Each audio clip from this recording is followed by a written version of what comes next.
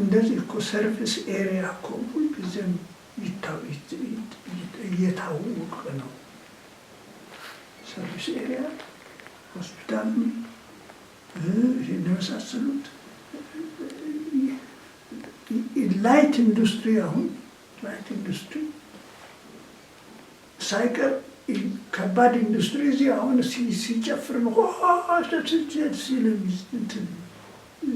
የአራቂ ቤት የምን ቤት ይሁን አይፈቀድም። መኖሪያ ነው ተብሏል። መኖሪያ ነው።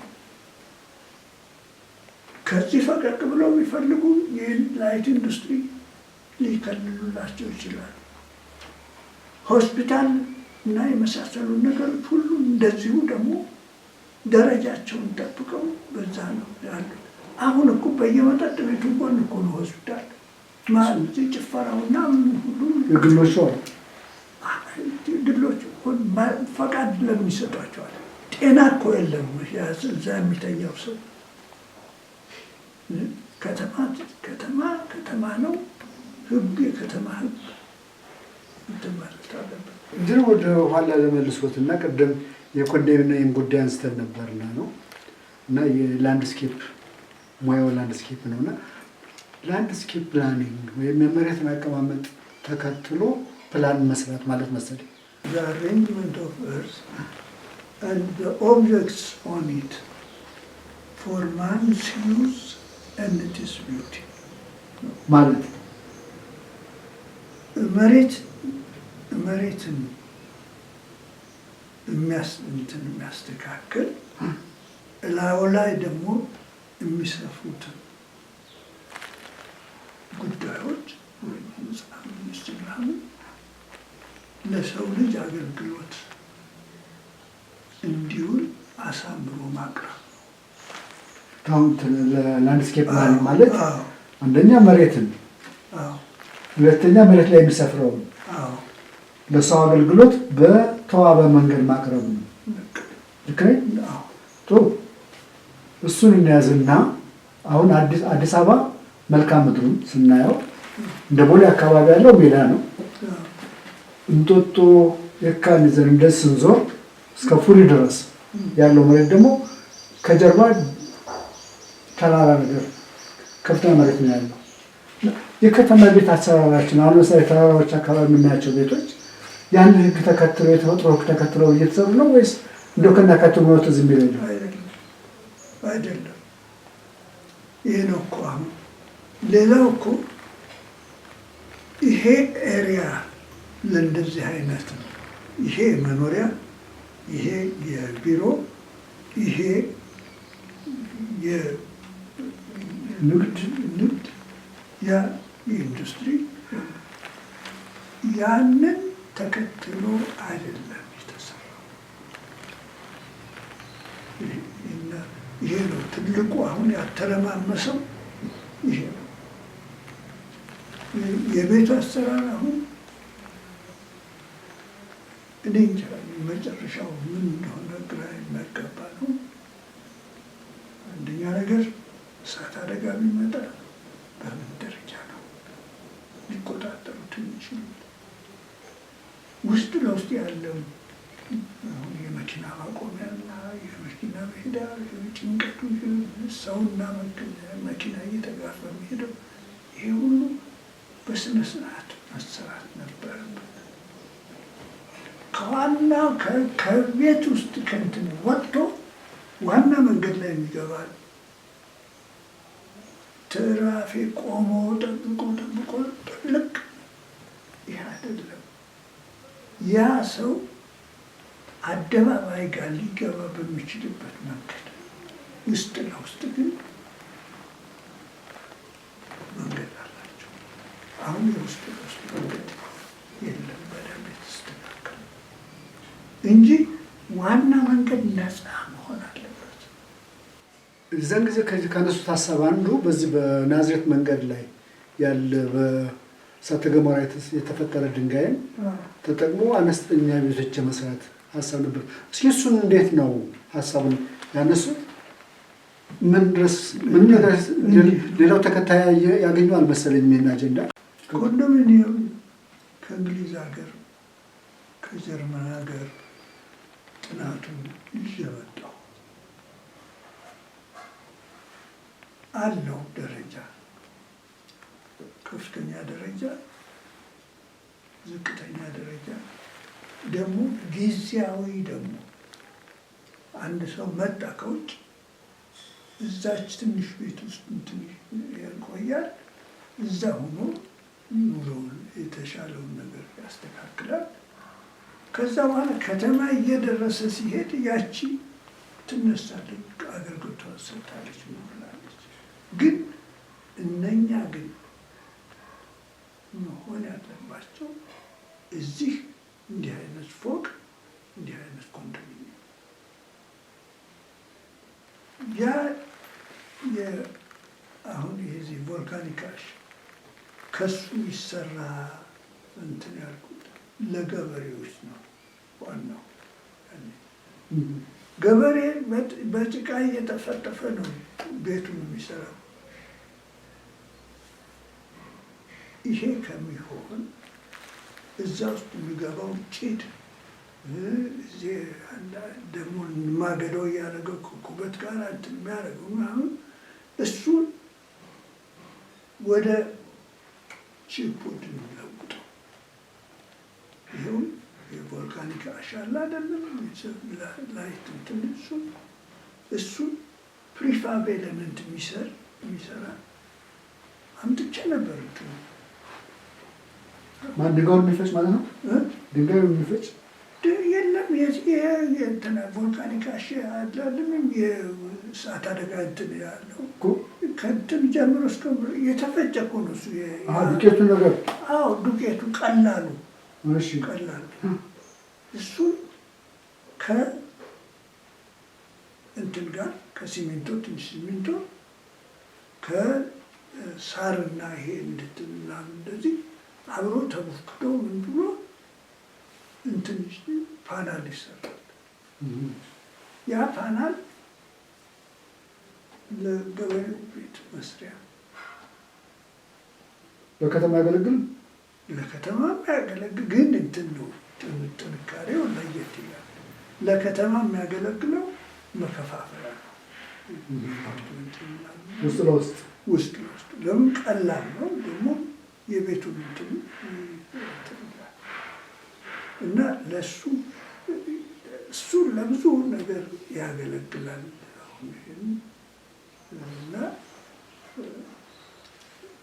እና ምንድን ነው እኔ ገበሬው የዚህ አይነት ቤት ቢኖረው ከጭቃ ቤት ያንን ማዕድን ጥቅም ላይ ለመዋል ያሰበ ክፍል አላውቅም።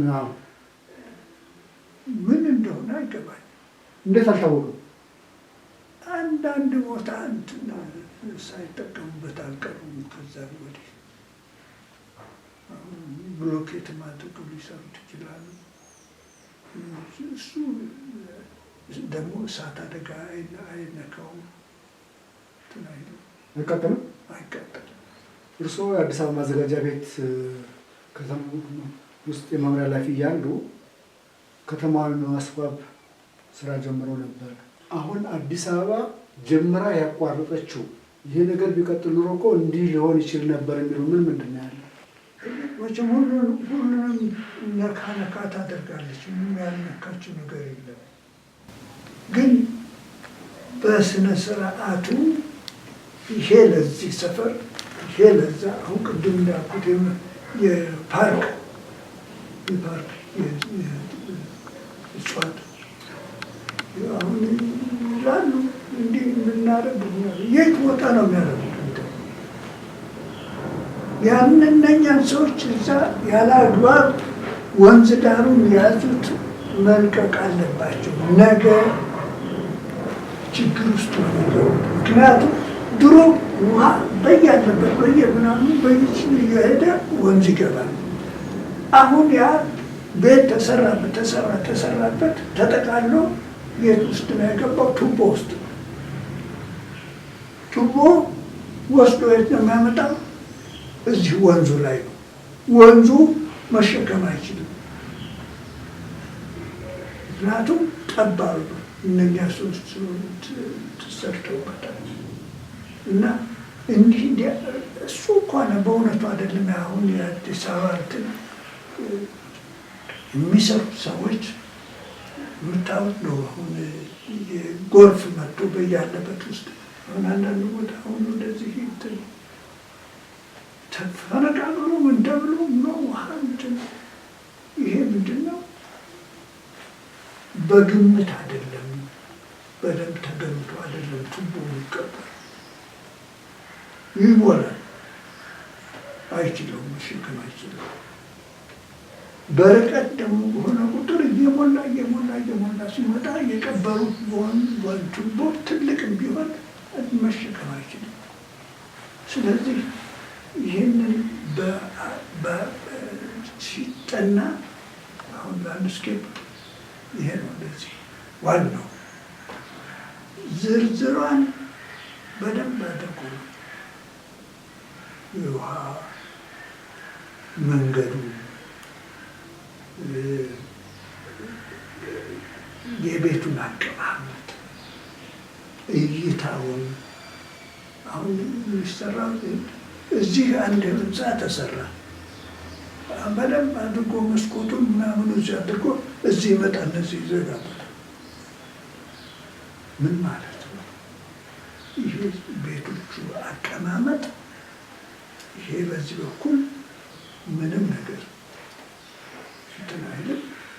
ያ ቤቱ ሰው ሲሰራ እይታውን የተቻለውን ያህል እንዲያ ሆኖ ነው የሚያስቀምጠው።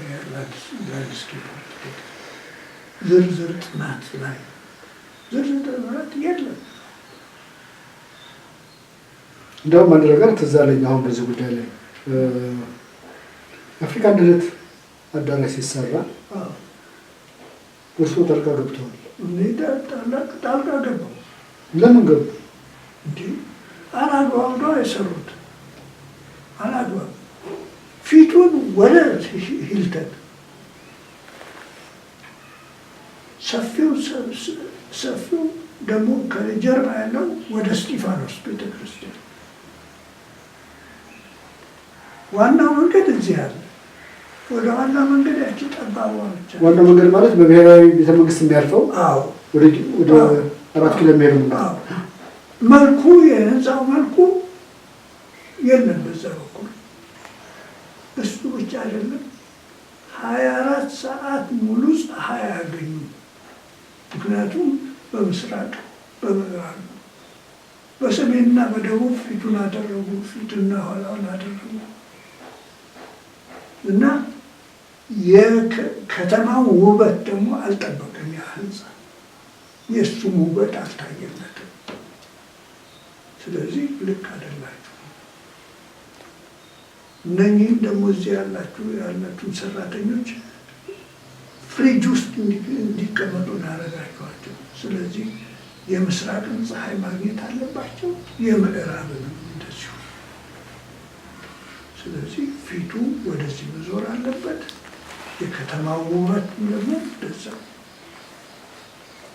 እና ከጀርባም ፀሐይ ያገኛል። እንደዚህ ነው እንደሚል ወዲያው ሜዘደሚ ወዲያው አሸሽያ ያቀርባለሁ። አንድ ማልተቃወሙ። ሁለተኛ ከፊት ለፊቱ ያለው የመናፈሻ ቦታ እስከ ቤተ መንግስት ድረስ ያለው እኔን ያጠናሁት የአፍሪካ መሪዎች የተከሉት ዛፍ ሚዚየም መሆን አለበት አይደለም? የት አለ? ጥቂቶች አሉ። የብዙዎቹ አልተጎበኘም። እየነገሩ የተነገሩ አለቁ እንጂ ጥቂቶች አሉ። በእርግጥም ጎብኚ የላቸውም። የሚጎበኝ እኮ ነገር እኮ ነው። እዛ ላይ ጽሁፍ በብሮንዝ ተጽፏል። ገሌ እዚህ መሪ እንደዚህ የዞሩ እንደዚህ የሚያዩት እና 550 መኪና የሚያቆም ነበር የነበረው። የት አለ አሁን? ያ ይህንቱም ፓርኩ ውስጥ 500 ይሄ እዛ ታች አሁን ያለው ፊት ለፊት ያለው 550 መኪና የሚያቆሙ ያጠናው። አሁን ምንም ቦታ የለም። አይ የሚያሳዝነው አይደለም እንዴ? አጥረው ደግሞ ላይ ሁሉ ያለው ሁሉ ለትምህርት ሲሰጡ የውጭ ጉዳይ ነው እዛ ጠርተው ነበር። እንደዚህ ያሉ እንዴት ይህን ታደርጋላችሁ?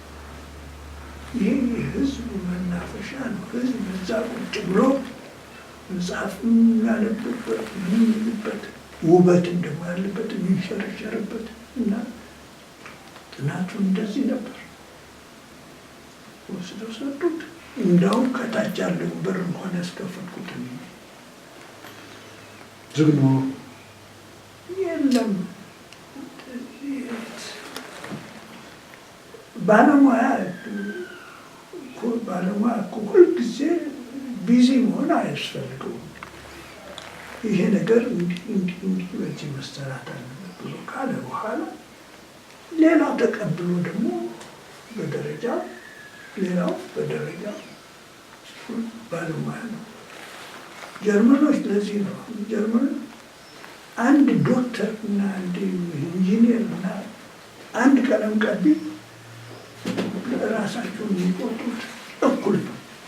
እኔ ጦርጌ እሱ የሰራውን እኔ ጥሩ አድርጌ ካልጨረስኩለት ይበላሻል። ስለዚህ እኩል ነው። እኔም እፈልጋለሁ፣ እሱም ይፈልጋል። ስለዚህ በእንደዚህ አይነት አይደለም የሚሰራው። ጥናት በደንብ ቆንጆ ሆኖ ይጠናል። ሲሰራ አላግባብ። ስለዚህ እዚህ ላይ በጣም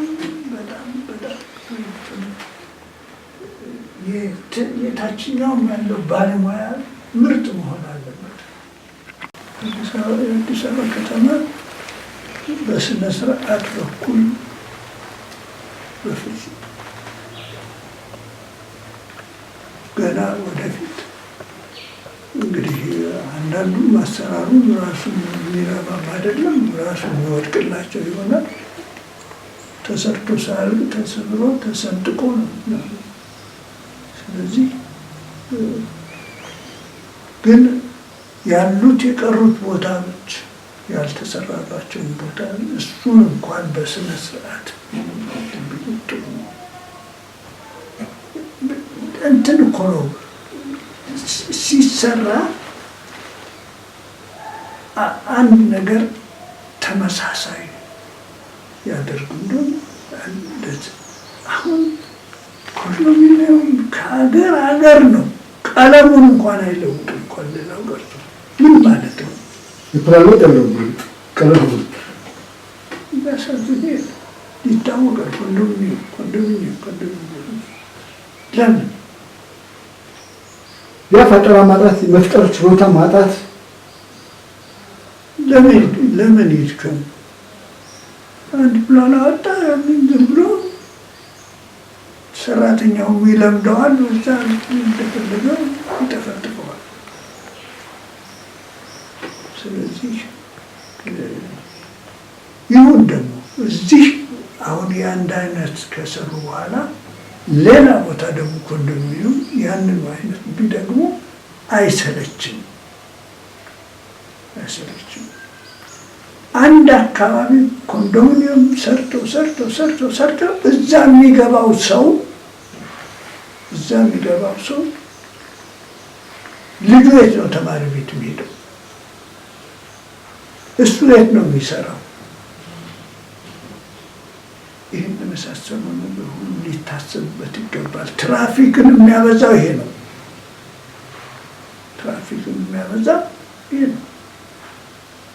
አንድ መንገዱ ማሰራር ላይ ይሆን ባቡሩ ተሰራ በላይ በእንትን ሰው ማቋረጣችንም ከዚህ ወደዚህ በእንትን ዘለለ ይገደባል።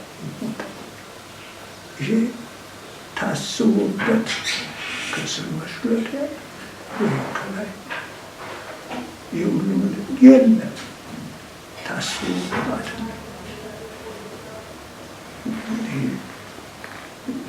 ያው እንግዲህ ሁሉንም እንትኑንም ጥናቱን ያመጣሁት እኔ ነኝ።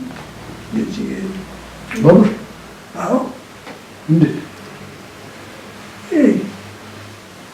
ኢንተርናሽናል ትራንስፖርት እንትን ስብሰባ ነበር ቼኮስሎቫኪያ እዛ ሄጄ ስመለከት ማንኛውም ነገር ስመለከት እንዲህ የእኛ ሀገር እኮ ከዚህ ሁሉ ምንም የላትም። እስቲ ማንኛውን ነው አሁን እንትን ብለው እያልኩ ስመለከት አንድ ስዕሉ እንኳን የባቡር ስዕል በጀርመን ራሽያ የሚሰጠው እንትን እሱን እስቲ እኛ ሀገር ለምን አትመጣም አልኩ። እኛ ሀገር ለምን አትመጣም? ትራንስፖርት ያስፈልጋል። ደግሞ ከእናንተ ሀገር ጋር ይመሳሰላል ዳገትም። ስለዚህ አይ እንግዲህ የለም ሜዳ ነው ደግሞ ያለው ሌላ ቦታ ሰፊ ነው የትራንስፖርት እንትን ይሻላል። እኛ ገንዘብ የለንም አንተ ራስህ ነው የምታጠና አልኩት። ይሻላል ገንዘብ የለንም ታበድረናለህ በመስራት ታመጣለህ ይሻላል። የእኛን ሰዎች ወስደህ ታሰለጥናለህ። በሚሰራበት ጊዜ ሲመጡ ግን እነሱ ማናጀር ብቻ ነው የምታመጣው፣ ሰራተኛ አታመጣም። ይሄ ሁሉ ተነጋገር በጽሁፍ ተደረጉ። ለዚያ ነው መጥቼ ነገርኳቸው። እንደዚህ አግኝቻለሁ ስላቸው ይህንን ማብታደርግ ፈረንጅ ሀገራቸው ድርካት ነበር ከተማችን ማለት ወዲያውኑ ተፈቀደ። ቼኮስሎቫኪያ ኤምባሲ ድረስ ሰዎቹን ላኩ፣ አጠኑ። 990 ሚሊዮን ማለት ነው። 9 ሚሊዮን 700 ሺህ ነው። ያንን መጥተው ጥናቱን አጥንተው ጨርሰው ያው ደርግ መጣና እንደዛ ተጫወተ። ይሄ ትሮሌይበስ ነው ባለ ጎማ የተቆራረጠው። አዎ የተቆራረጠው። ይሄ ደግሞ ጥቁሩ ደግሞ ባቡር ነው። ነገር እንትን የዚህ አዲስ አበባን ጉዳይ በተለይ ማስተር ፕላኑን ጉዳይ አንስተናል።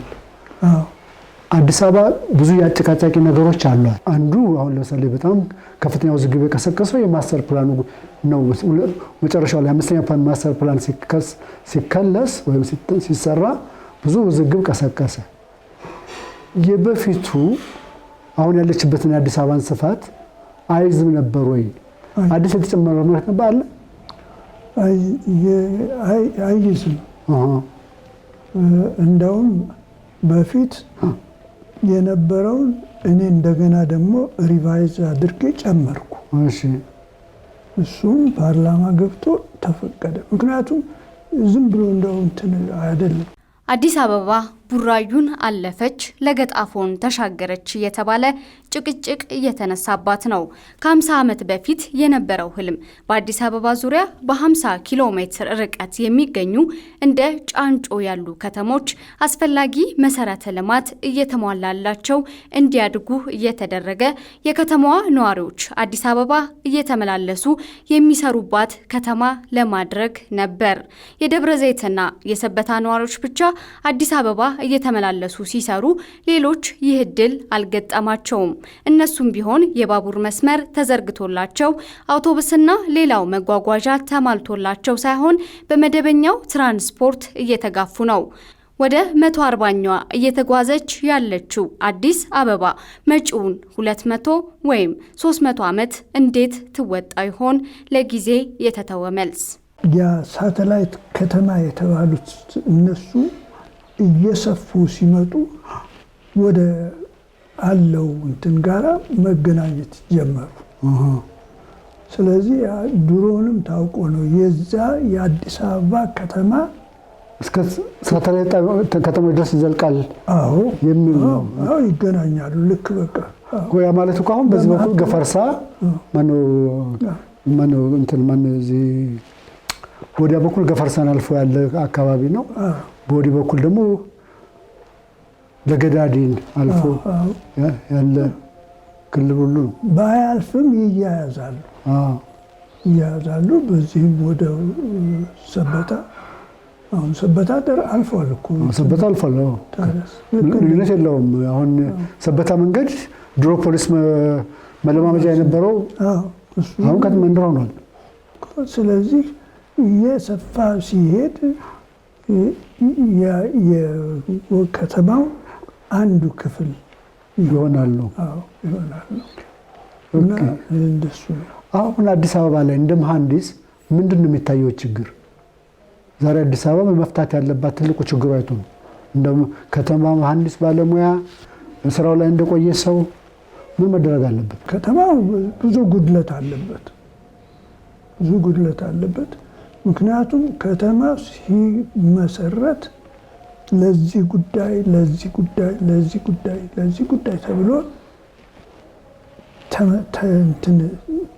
ተመዝኖ ተቀምጧል። እየተከለለ አሁን የዚህ አይነት እንትን የለም። ምክንያቱም ለዚህ ዞን የተባለው የለም እና ለምሳሌ ኢንዱስትሪ ዞን ይላል። አሁን ኢንዱስትሪ ዞን መካከል ከተማ አለ፣ መኖሪያው ጎን ለምሳሌ የካልቸራል ዞን አለ፣ የትምህርትና የምናምን እሱ ተደባልቋል ከሌላው ጋር።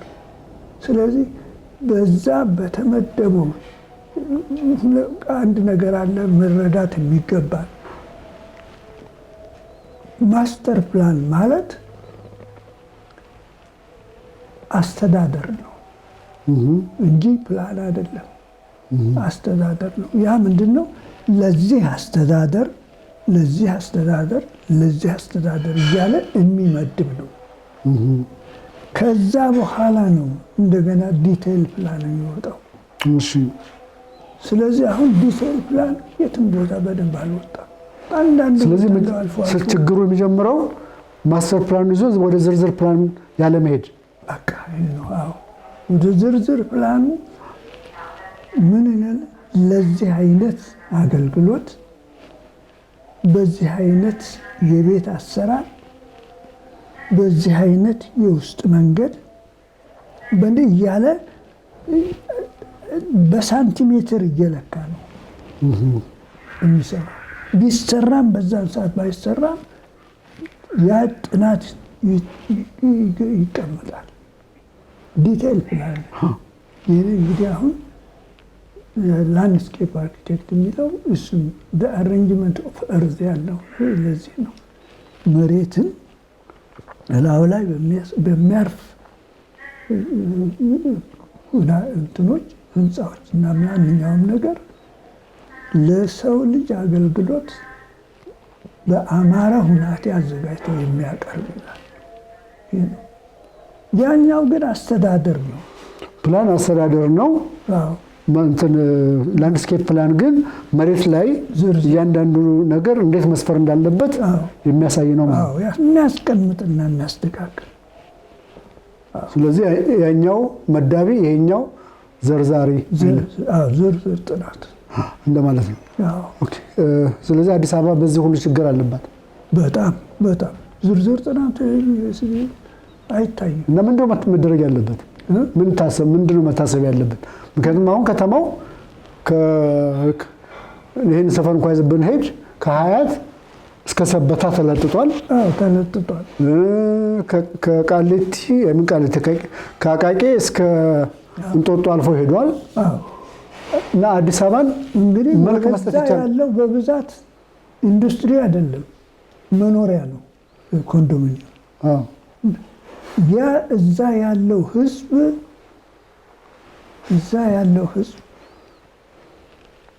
የት ነው ስራ የሚሰራው? ወይም እንጦጦ ወይንም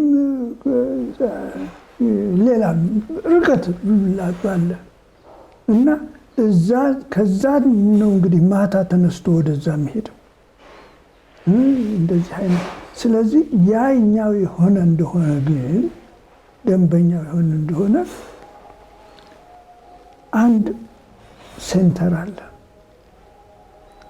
ያ ሴንተር መኖሪያ ዞን ከሆነ ለመኖሪያ የሚያስፈልጉትን ነገሮች እዛ ያሟላል። ምንድን ነው? ተማሪ ቤት ለልጆች፣ የራሱ አስተዳደር እዛ ውስጥ፣ የራሱ የንግድ እንትኖች በቅርብ ሊኖረው የሚገባው ለሽማግሌዎች እና ለወጣቶች መዝናኛ ቦታ፣ እነኚህ ሁሉ ያሟላል። ገቨርንመንት እንደዚህ አይነት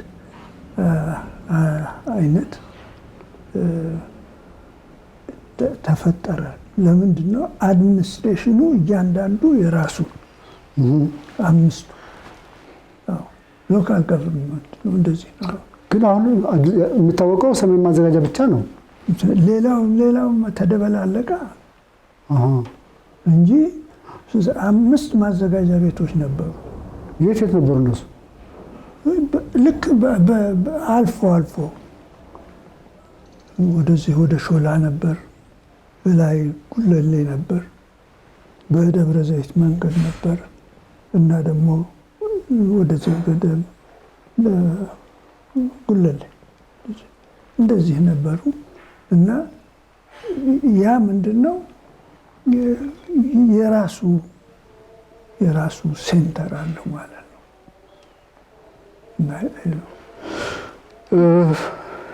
የከተማ ጉዳያችንን እንጨርስ እስኪ። አሁን ወደ መጨረሻው ክፍል እንሄድ ነው።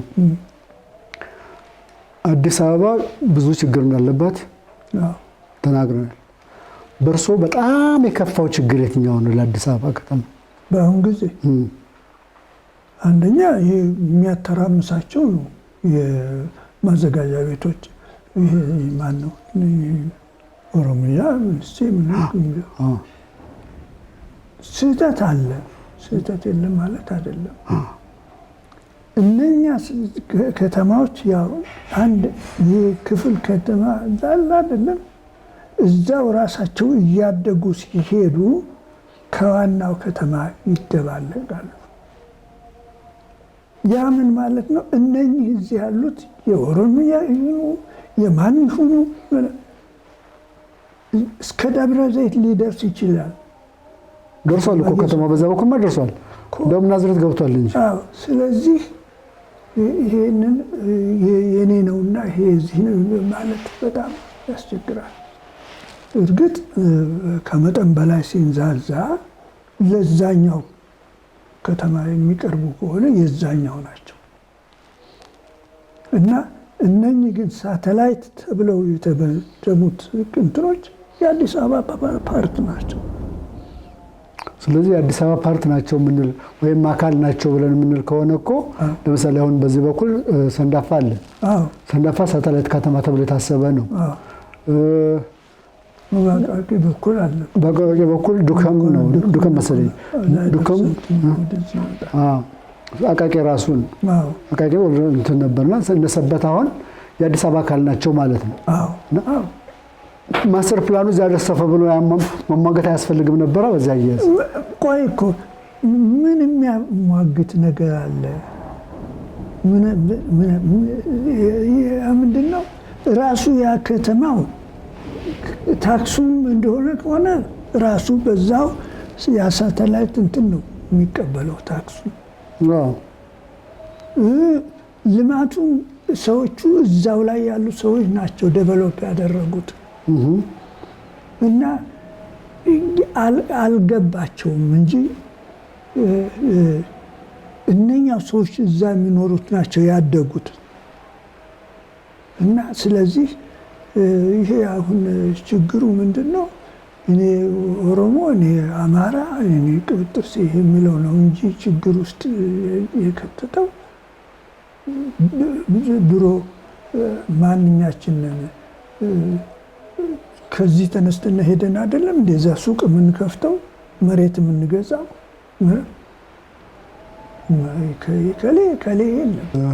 አሁን ሶስተኛው በሶስት ከፍለነዋል። ቅድም ውይይታችን ስንጀምር አሁን መጨረሻው ክፍል ላይ ነው ያለነው። ሶስተኛው ክፍል ብሔራዊ ሀብት ኮርፖሬሽን ጉዳይ ነው።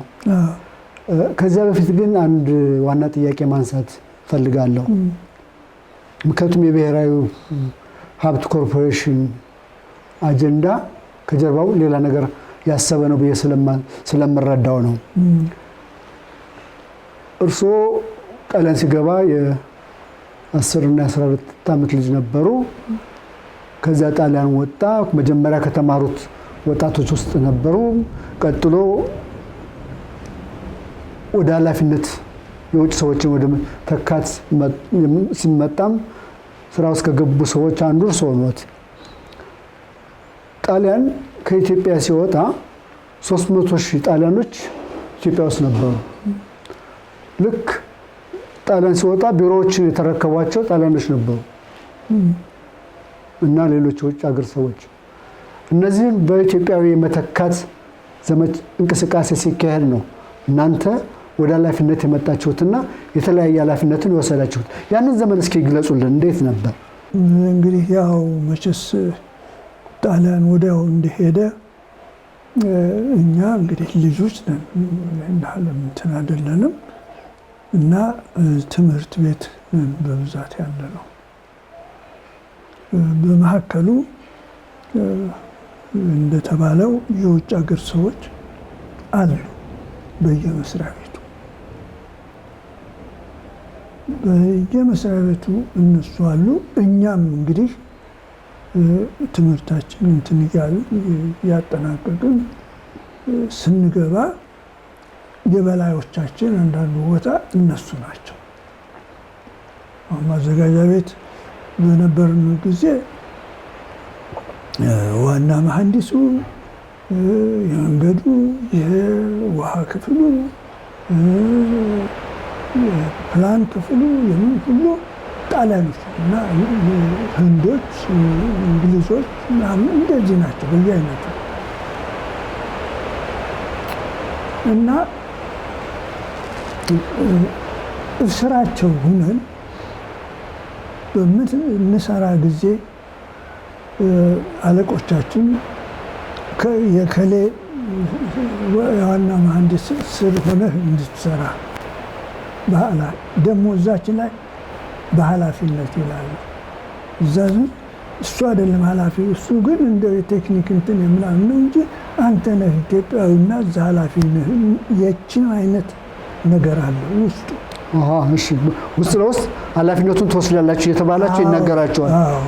በአደባባይ ሰዎቹ ፈረንጆች ቦታው ላይ ያሉ፣ እናንተ ግን እሺ፣ በቃ እንደሱ። ለምሳሌ የካርታና ቶፖግራፊ ክፍል የፕሮፌሰር ጉላቲ ምክትል ሆነ በኃላፊነት እንድትሰራ። እንግዲህ እቺ አማርኛ በኃላፊነት ወቀው ነው እና እንደዚህ እያሉ በኋላ እነ ጉላቲ ሲሄዱ እኛም እየተተካ ከዛ እንደገና ፕላን ክፍል ሲገባ እዛ የነበሩትን ደግሞ ቀስ እያልን እየፈነቀልናቸው ሄዱ። ፕላን ክፍል ዋና ዲሬክተር ሆነ ተሾመሃል አሉ። እዛ እንትን መጽሐፌ ላይ አለ ከምን ወደ ምን ከምን እና ከዚህ ይሄንን ደርበህ እንድትሰራ ይሄንን ደርበህ እንድትሰራ እያለ ነው የመጣው እና ያ ምንድነው እንደኛን ለማስወጣት የእንትን ሰዎች እንትን ለገለል ለማድረግ እየተባለ እንደዚህ እያልን ወጣን ላይ። ስለዚህ የብሔራዊ ሀብት ልማት አጀንዳ ወይም ሀሳቡ የመጣሉት እሱ እኔ ፕላን ክፍል ከገባሁ በኋላ የቤት ስራ ፈቃድ እኔው ስር ነው። እና አብዛኛው መሬት የሚሸጥ የሚገዛ ቤት የሚሰራ ምን ሁሉ እና በጠቅላላው የመሬት አጠቃቀም ሁሉ በእኔ ስር ነው። የዛ ፕላን ክፍል አፕሩቭ የሚያደርገው እሱ ነው። ለምን መንገድ የሚወጣበትን ቤት የሚሰራበትን ምን አይነት ቤት እንደሚሰራ ምን አይነት መንገድ ምን ያህል ስፋት ያለው እና ሁሉ የኛ ክፍል ነው የሚወስነው። ይሄ በሚደረግበት ጊዜ የማይመጣ ነገር የለም እዛ። በዚህ ጊዜ ፈረንጆች ናቸው ዋናውን ይሄ እንደዚህ ኃላፊነትን ምናምን ያለው እነሱ ናቸው።